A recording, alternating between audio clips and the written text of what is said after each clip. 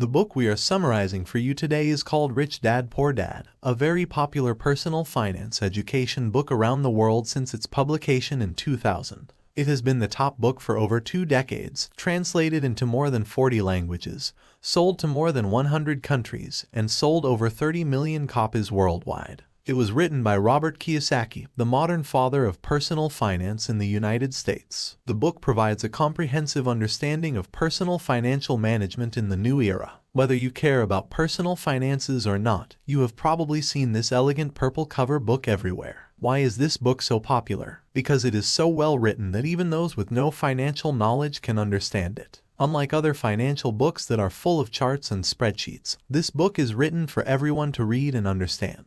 It is easy to follow and uses short examples to illustrate the concepts. If you want to understand finance, this is the first book you should read. The book is based on 2 stories from the author's real-life experiences. These stories illustrate 2 conflicting perspectives on finances and wealth, the ideas of the poor father and the ideas of the rich father. There is conflict and debate throughout the book, which makes it feel like a story. The author of the book, Robert Kiyosaki, is the son of a middle-class family in the United States. He received the same education as other children, but what made him different was that he had 2 fathers. His biological father was an educated man with a doctorate degree. He was a smart man who attended Stanford and the University of Chicago, both of which are prestigious schools in the United States. He had a decent and stable income, a decent house, and a happy family. Robert's other father was the father of one of his best friends. This father was a businessman who did not have a higher education. He only finished high school. However, he was very skilled in managing and allocating personal finances. When Robert was young, he would often visit his friend's house, and his friend's father would treat him like a son.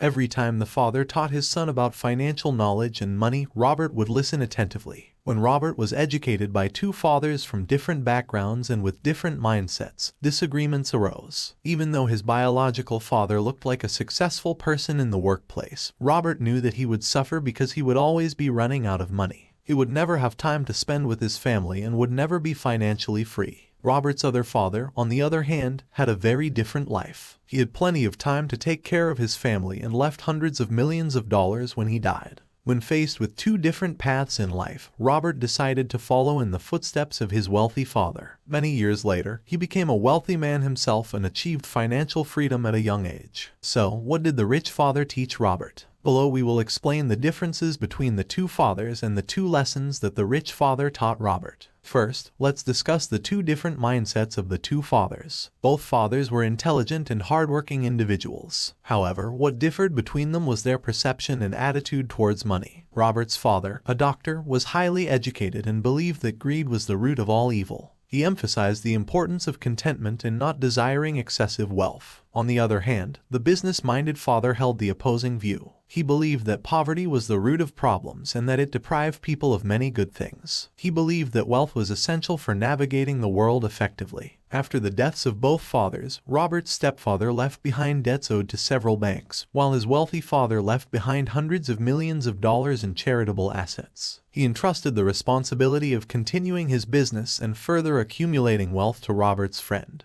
who held a prominent position in the company. Robert's father-in-law had a habit of saying that they couldn't afford expensive things when they encountered them. He did not entertain thoughts of how to acquire them, which is a common mindset among people today when they perceive something as unaffordable. They dare not imagine or think beyond their means. However, the rich father always advised Robert against such thinking. He taught his son to refrain from saying or thinking that he couldn't afford something. Instead, he encouraged Robert to think about how he could acquire it. He emphasized the importance of finding solutions and developing financial knowledge. This mindset gradually shaped the contrasting views of these 2 individuals. While one father neglected to engage in problem solving and allowed his financial knowledge to deteriorate, the other consistently exercised his mind by strategizing ways to generate income and afford the things he desired, thereby expanding his financial knowledge. The poor father held the belief that the government did not truly understand the plight of the people. He felt burdened by the fact that a significant portion of his hard-earned salary went towards taxes. In contrast, the rich father believed that taxation was necessary for the government to function effectively. He recognized that taxes were essential for building infrastructure, such as roads and schools. He viewed taxes as a tool to incentivize hard work and deter laziness. The poor father always advised Robert to study diligently so that he could secure a good job to support himself. This advice may resonate with many parents, as it emphasizes the importance of hard work and employment. However, the rich father consistently encouraged his children to study hard not just for a job but also to become entrepreneurs and create job opportunities for others. These two fathers set their children on different paths and instilled distinct life goals. The first father instilled a fear of missed opportunities, whereas the second father instilled hope by emphasizing the potential to make a positive impact through effort. The poor father discouraged discussions about money during meals, considering it taboo. He associated money with worry and believed that spending decisions required extensive consideration, fearing that money spent would be difficult to recover. On the other hand, the rich father always engaged in business conversations during meals. He urged Robert not to fear losing money and emphasized the importance of being in control of finances. He encouraged Robert to invest, take risks, and maintain control over his financial decisions. When it came to paying bills, the poor father would often delay payment until the end of the month. In contrast, the rich father promptly paid his bills at the beginning of each month. He understood that late payments could result in unnecessary penalties and negatively impact credit scores, affecting financial history. The father of the poor always placed his hopes in the government.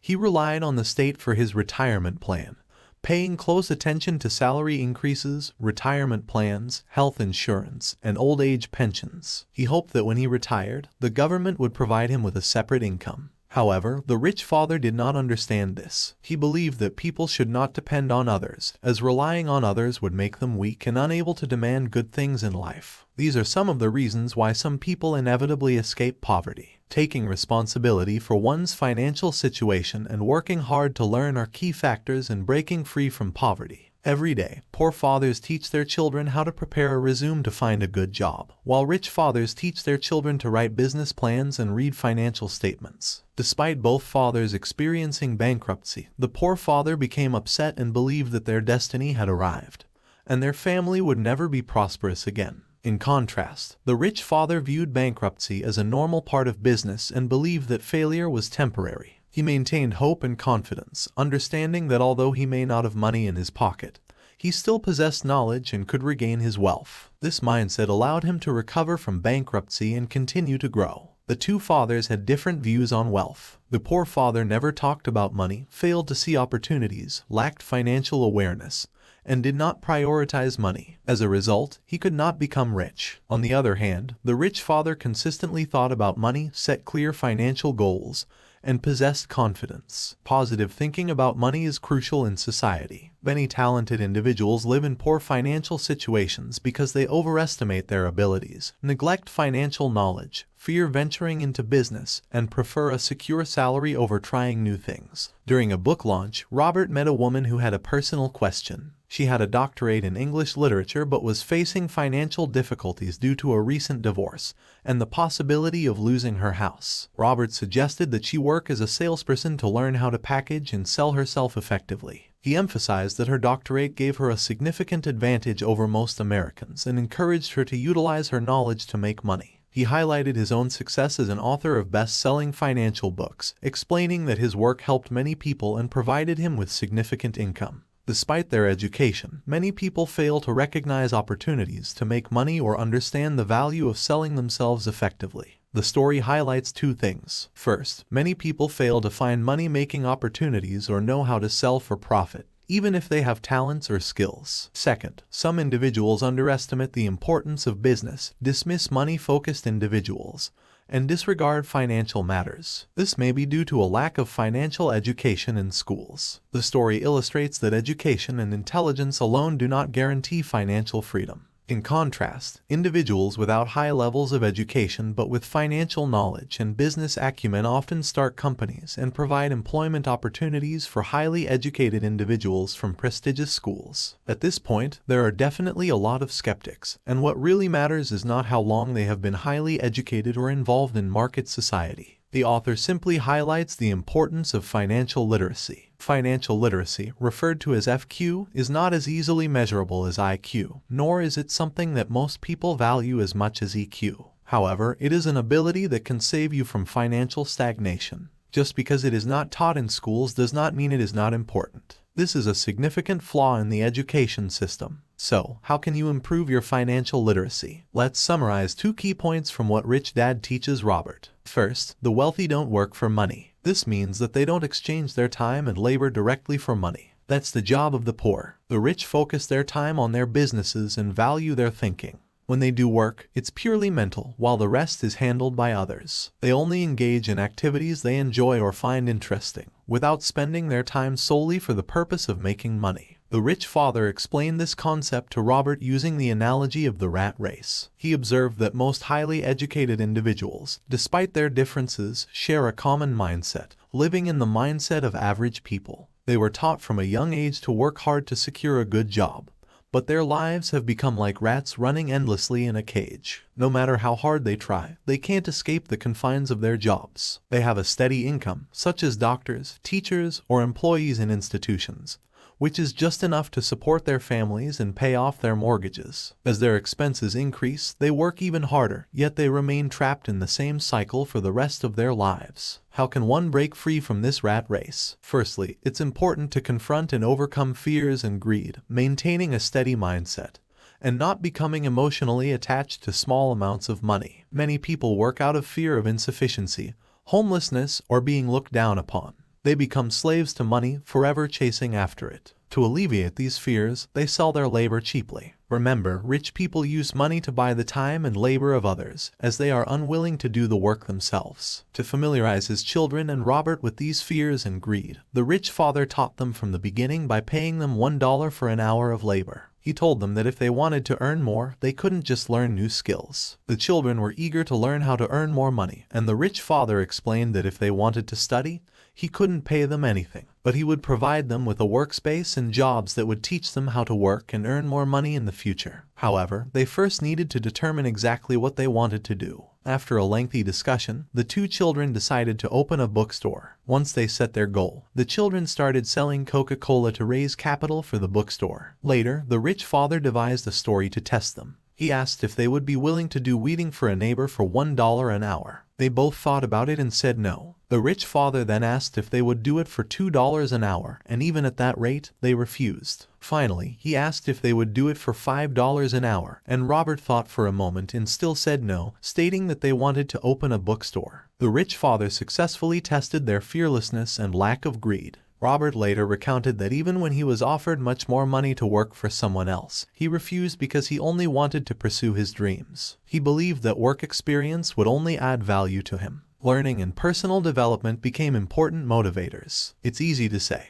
but difficult to accomplish in a society filled with distractions that make it hard for us to focus on our goals. This was the first lesson that the rich father taught Robert. Aim to reach the goals you set, but don't waste your efforts running in the same place as a mouse in a cage. The second lesson that rich fathers taught us was to differentiate between wealth and debt. While it may seem like a simple concept, many people struggle to distinguish between assets and liabilities. For instance, owning a car is often perceived as an asset. It is a depreciating liability that requires ongoing expenses for maintenance and repairs. The second lesson emphasized by rich fathers is the crucial principle of clearly distinguishing between wealth and debt and prioritizing acquiring more assets. Although this principle may appear straightforward, many individuals find it challenging to implement. In the minds of most people, when they experience an increase in income, they tend to acquire more debt, leading to increased expenses. There may be instances where individuals unexpectedly come into a large sum of money, such as winning a lottery prize. Suddenly, they start buying houses, cars, and villas, thinking that their quality of life will drastically improve. However, if they fail to invest that money wisely and instead squander it, they will eventually return to their previous financial conditions. This situation becomes even worse if they had more money initially. This mindset reflects the poor mentality, regardless of the reasons behind it. Without the mindset of wealth and financial knowledge, the money one possesses will slip away. So, how should money be spent? Wealthy individuals never use the funds intended for purchasing assets to acquire debt. If they wish to buy luxury items, they only utilize money generated from their wealth or investments. They employ every possible means to make money and accumulate wealth before considering unnecessary expenses. Speaking of assets, they encompass various types such as real estate, stocks, bonds, and more. The poor rarely invest in real estate due to laziness and seeking information and making investments. Even if they decide to invest, they rely on third parties who may not possess sufficient knowledge in the field, such as international currency trading. Additionally, they believe that they have little money and therefore do not see the potential benefits of their available funds, which ultimately contributes to their poverty. On the other hand, the rich perceive every penny they possess as a soldier and are unwilling to let it go easily. These soldiers aid in building the realm of financial freedom, a stage that the rich reach while the poor struggle to attain. Regardless of how much money is spent, if it is wasted without being used to generate more wealth, financial freedom will remain elusive. Hence, the second lesson taught by the rich father to Robert was to differentiate between wealth and debt, exercise self-control, avoid excessive spending, accumulate sufficient wealth to generate a substantial income, and approach spending with this mindset. This understanding represents a solid grasp of real financial management knowledge. These are the two main points highlighted in the book. While they may appear simple, their accessibility and comprehensibility have contributed to the book's global sales of over 32 million copies. Some may perceive the book as outdated, but accurate financial knowledge doesn't easily become obsolete and can be applied by any generation. The practical approaches may be subject to change over time. However, this timeless book has transformed the financial understanding of countless individuals worldwide. If you haven't considered these concepts previously, it is crucial to revisit and study this book repeatedly until you fully grasp its teachings. Thanks. Please don't forget to like and subscribe to get new summary book.